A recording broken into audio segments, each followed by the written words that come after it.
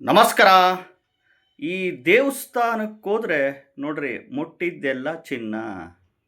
ಖಂಡಿತವಾಗ್ಲೂ.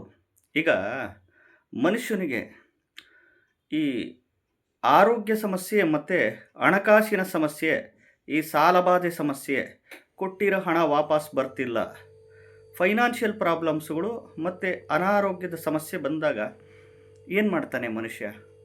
ಆ? ಯಾವ ದೇವಸ್ಥಾನ ಅಂತ ಹೇಳ್ತೀನಿ, ತುಂಬ ಪವರ್ಫುಲ್ ದೇವಸ್ಥಾನ. ಮೋಸ್ಟ್ಲಿ ನೀವು ನೋಡಿರೋದಕ್ಕೆ ಸಾಧ್ಯ ಇಲ್ಲ, ಕೇಳಿರೋದಕ್ಕೆ ಸಾಧ್ಯ ಇಲ್ಲ. ಮೋಸ್ಟ್ಲಿ ಹೋಗಿದ್ರೆ ಆ ದೇವಸ್ಥಾನದ ವಿಶೇಷತೆ ನಿಮಗೆ ಗೊತ್ತಿರಲ್ಲ. ವಿಡಿಯೋನ ಪೂರ್ತಿ ನೋಡಿ, ಎಲ್ಲೂ ಸ್ಕಿಪ್ ಮಾಡೋಕ್ಕೆ ಹೋಗ್ಬಿಡಿ, ಹೇಳ್ತಾ ಹೋಗ್ತೀನಿ. ಮೊದಲು ಹೊಸ್ದಾಗಿ ವಿಡಿಯೋ ನೋಡ್ತಾ ಇದ್ದವರು ಚಾನಲ್ ಸಬ್ಸ್ಕ್ರೈಬ್ ಮಾಡ್ಕೊಳ್ಳಿ. ಈಗ ಮನುಷ್ಯನಿಗೆ ಅನಾರೋಗ್ಯದ ಸಮಸ್ಯೆ ಬಂತು ಅಂತಂದರೆ ಆಸ್ಪತ್ರೆಗಳಿಗೆ ಡಾಕ್ಟರ್ಸ್ಗಳ ಹತ್ರ ಹೋಗ್ತೀವಿ ಅಲ್ವಾ? ಅವರು ಮೆಡಿಕಲ್ ಪ್ರಿಸ್ಕ್ರಿಪ್ಷನ್ಸ್ ಬರ್ಕೊಡ್ತಾರೆ, ಸ್ಕ್ಯಾನಿಂಗು, ಟೆಸ್ಟು, ಇನ್ನೊಂದು ಮತ್ತೊಂದು ಟ್ಯಾಬ್ಲೆಟ್ಸು, ರಿಲೇಟೆಡ್ಸ್ ಕೊಡ್ತಾರೆ, ತೊಗೋತೀವಿ. ಎರಡನೇದು ಆಪ್ರೇಷನ್ಸು, ಸರ್ಜರೀಸು ಹೇಳ್ತಾರೆ, ಮಾಡಿಸ್ಕೊತಾರೆ. ಅದು ಬಿಟ್ಟರೆ ನಾವು ಆರೋಗ್ಯ ಚೆನ್ನಾಗಿ ಇಟ್ಕೊಬೇಕಂದ್ರೆ ಉತ್ತಮ ಆಹಾರಗಳನ್ನ ಸೇವನೆ ಮಾಡಬೇಕು. ಉತ್ತಮ ಆಹಾರಗಳು fibre, magnesium, zinc, iron, so ಈ ಪ್ರೋಟೀನ್ಸ್ ರಿಲೇಟೆಡ್ಸು, ಒಳ್ಳೆ ಆಹಾರ ರಿಲೇಟೆಡ್ಸ್ ತೊಗೊಬೇಕು. ಕಾರ್ಬೋಹೈಡ್ರೇಟ್ಸ್ನ ಆದಷ್ಟು ಕಡಿಮೆ ಮಾಡ್ತಾ ಬರಬೇಕು. ತರಕಾರಿ ಸೊಪ್ಪುಗಳು ಹೆಚ್ಚಾಗಿ ಸೇವನೆ ಮಾಡ್ತಾ ಬರಬೇಕು. ಇನ್ನು ನಾನ್ ವೆಜ್ ತಿಂತಾರೆ, ಒಂದು ರಿಲೇಟೆಡ್ಸ್. ಈಗ ಜೊತೆಗೆ ಎಕ್ಸಸೈಜು, ವಾಕಿಂಗು, ಯೋಗ, ಮೆಡಿಟೇಷನ್ನು, ಧ್ಯಾನ, ಮತ್ತು ಊಟದಲ್ಲಿ ಸ್ವಲ್ಪ ಕಂಟ್ರೋಲ್ ಇರೋದು, ಆಹಾರದಲ್ಲಿ ಪಥ್ಯ ಇರೋದು, ಅನ್ವಾಂಟೆಡ್ ಫುಡ್ಡುಗಳನ್ನ, ಈ ಜಂಕ್ ಫುಡ್ಡುಗಳು, ಬೇಕರಿ ಐಟಮ್ಸು, ಗೋಬಿ ಮಂಚೂರಿ, ಪಾನಿಪುರಿ, ಅದು ಇದು ಇನ್ನೊಂದು ಮತ್ತೊಂದು, ಮೈದಾ ಐಟಮ್ಸು, ಸಕ್ಕರೆ ಬೆಲ್ಲ ಐಟಮ್ಸು ಕಡಿಮೆ ಮಾಡಿ ಅಂತೀವಿ. 35-40 ವರ್ಷ ಆದಮೇಲೆ, 40 ಇಯರ್ಸ್ ಆದಮೇಲೆ. ಯಾಕೆಂದರೆ ಈಗ ಒತ್ತಡ, ಟೆನ್ಷನ್ನು, ಸ್ಟ್ರೆಸ್ಸು, ಟೆನ್ಷನ್ ಲೈಫಿಗೆ, ಒತ್ತಡಕ್ಕೆ, ಟೆನ್ಷನ್ಗೆ, ಜೊತೆಗೆ ಆಹಾರ ಕ್ರಮ ಸರಿ ಇಲ್ಲದೆ ಇದ್ದಾಗ ಈ ಬಿ ಪಿ, ಶುಗರ್ಗಳು ಅಲ್ಲಿಂದ ಶುರುವಾಗ್ಬಿಡ್ತವೆ. ಬೇರೆ ಬೇರೆ ಆರ್ಗನ್ಸ್ಗಳಿಗೆ ಸಮಸ್ಯೆಗಳು. ಆ ಥರ ಆಹಾರ ಪದ್ಧತಿ ಸರಿ ಇರಬೇಕು. ನಾವು ತಿನ್ನೋ ಆಹಾರ ಕಂಟ್ರೋಲಾಗಿರಬೇಕು. ಒಂದು ಜೊತೆಗೆ ಆಸ್ಪತ್ರೆಗೆ ಡಾಕ್ಟರ್ಸ್ಗಳ ಹತ್ರ ತೋರಿಸ್ಕೊಬೇಕು. ಇದಾದ ಮೇಲೆ ಇದು ಮೀರಿ ಹೋಗ್ದಲೇ ಇಲ್ಲ, ಕಾಯಿಲೆಗಳು ವಾಸಿ ಆಗ್ತಿಲ್ಲ, ಇನ್ನೊಂದು ಮತ್ತೊಂದು ಅಂದಾಗ ಇನ್ನೆಲ್ಲಿ ಹೋಗ್ತೀರಾ? ಭಗವಂತನ ಮೊರೆನೇ ಹೋಗಬೇಕು. ಲಾಸ್ಟ್ ಭಗವಂತನೇ ತಾನೆ ದೊಡ್ಡನು. ಮತ್ತು ಈ ಹಣಕಾಸಿನ ಸಮಸ್ಯೆ, ಸಾಲಬಾಧೆ, ಕೊಟ್ಟಿರೋ ಹಣ ವಾಪಸ್ ಬರ್ತಿಲ್ಲ, ನೀವು ಇಸ್ಕೊಂಡಿರೋದು ಅವರಿಗೆ ಕೊಡೋಕ್ಕಾಗ್ತಿಲ್ಲ ಅಂತಂದಾಗ ಎಷ್ಟು ಕಷ್ಟಪಟ್ಟು ಬೆವರು ಸುರಿಸಿ ಉದ್ಯೋಗ, ವ್ಯಾಪಾರ, ವ್ಯವಸಾಯ, ಕೃಷಿ ಮಾಡಿದರೂ ಕೈಗತ್ತುತ್ತಿಲ್ಲ, ಬಾಯಿಗತ್ತುತ್ತಿಲ್ಲ ಅಂತಂದರೆ ಬೆಳಗಿನ ಜಾವ 3-4 ಗಂಟೆಯಿಂದ ರಾತ್ರಿ 11 ಗಂಟೆವರೆಗೂ ದುಡಿದ್ರು, ಎಷ್ಟು ದುಡಿದ್ರೂ ಕೈಗತ್ತುತ್ತಿಲ್ಲ, ಬಾಯಿಗತ್ತುತ್ತಿಲ್ಲ ಅಂದರೆ ಈಗ 100ಕ್ಕೆ ಒಂದು 20% ಆಫ್ ದಿ ಪೀಪಲ್ಸ್ ಶ್ರೀಮಂತರು, ರಿಚ್ ಇದ್ದೇ ಇರ್ತಾರೆ.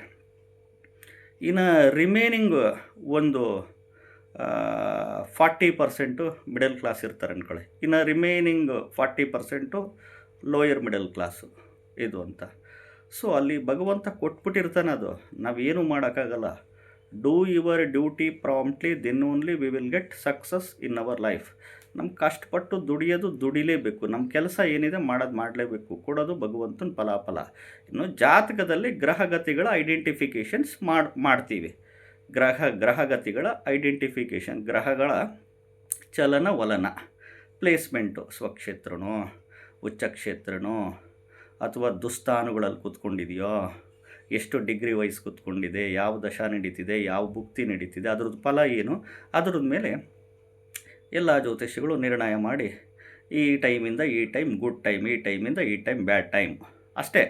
ಗುಡ್ ಟೈಮು ಅಂತಂದಾಗ ಈ ಟೈಮಲ್ಲಿ ಎಫರ್ಟ್ ಹಾಕಿದರೆ ಇನ್ನೂ ಸಿಕ್ಕಾಬಟ್ಟೆ ಫಲ ಬರುತ್ತೆ. ಶ್ರಮ ಹಾಕಲೇಬೇಕಲ್ಲ, ಸುಮ್ಮನೆ ಕೂತ್ಕೊಂಡ್ರೆ ಬರಲ್ಲವಲ್ಲ ದುಡ್ಡು. ಬ್ಯಾಡ್ ಟೈಮ್ ಇದ್ದಾಗ ಹುಷಾರಾಗಿರಬೇಕು. ಇವೆಲ್ಲ ಇಂಡಿಕೇಷನ್, ಸೂಚನೆ ಜಾತಕದಲ್ಲಿ ಗ್ರಹಗತಿಗಳು.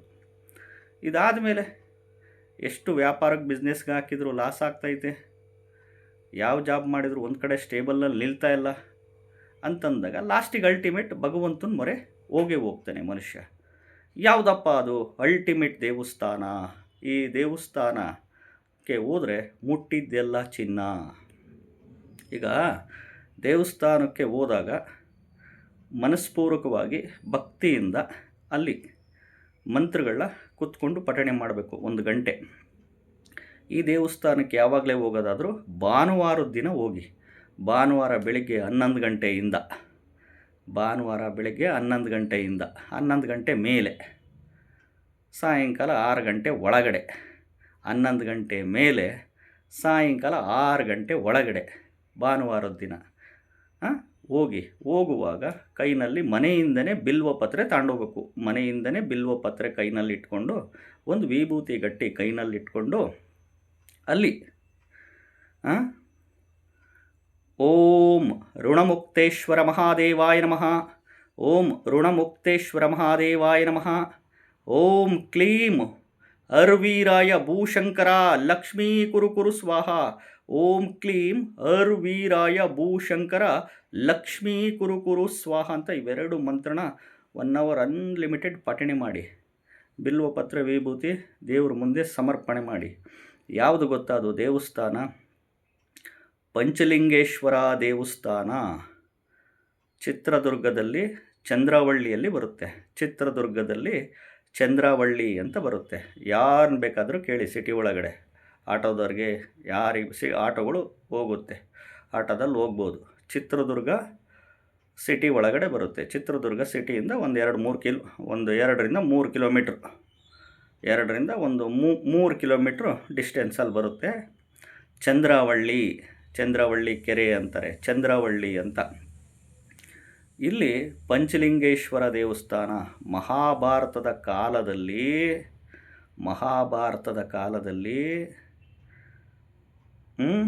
ಪಾಂಡವರು, ಮಹಾಭಾರತದ ಕಾಲದಲ್ಲಿ ಪಾಂಡವರು ಇದನ್ನು, ಈ ಪಂಚಪಾಂಡವರು ಈ ಒಂದು ಲಿಂಗಗಳನ್ನ ಪ್ರತಿಷ್ಠಾಪನೆ ಮಾಡಿರೋದು ಅಂತ ಅಲ್ಲಿನ ಒಂದು ಸ್ಥಳ ಪುರಾಣ ಹೇಳ್ತಾ ಹೋಗುತ್ತೆ. ಅದಕ್ಕೆ ಪಂಚಲಿಂಗೇಶ್ವರ ಅಂತ ಹೇಳ್ತಾರೆ. ಅಲ್ಲಿ ಗುಹೆ ಇದೆ, ಅಂಕಲಿ ಮಠ ಅಂತ ಗುಹೆ ಇದೆ. ಅಲ್ಲಿ ಗುಹೆ ಪಕ್ಕದಲ್ಲಿ ಒಂದು ಬಂಡೆ ಒಳಗಡೆ ಪಂಚಲಿಂಗೇಶ್ವರ ದೇವಸ್ಥಾನ ಇದೆ. ನೋಡಲಿಕ್ಕೆ ವಿಸ್ಮಯ. ಅಲ್ಲಿ ಹೋಗಿ ಈ ರೀತಿ ಅರ್ಜುನ, ಭೀಮ, ನಕುಲ, ಸಹದೇವ, ಯುಧಿಷ್ಠಿರ, ಧರ್ಮರಾಯ, ಈ ಮಹಾಭಾರತದ ಕಾಲದಲ್ಲಿ ಪಾಂಡವರು ಆ ಒಂದು ಲಿಂಗನ ಪ್ರತಿಷ್ಠಾಪನೆ ಮಾಡಿರೋದು ಅಲ್ಲಿನ ಒಂದು ಸ್ಥಳ ಪುರಾಣ. ಭಾಳ ಬ್ಯೂಟಿಫುಲ್ಲಾಗಿದೆ.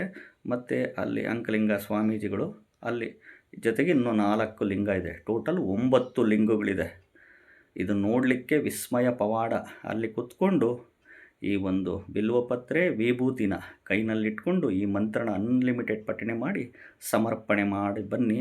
ಖಂಡಿತವಾಗ್ಲೂ ಒಳ್ಳೆಯದು ಆಗೇ ಆಗುತ್ತೆ. ನಮಸ್ಕಾರ.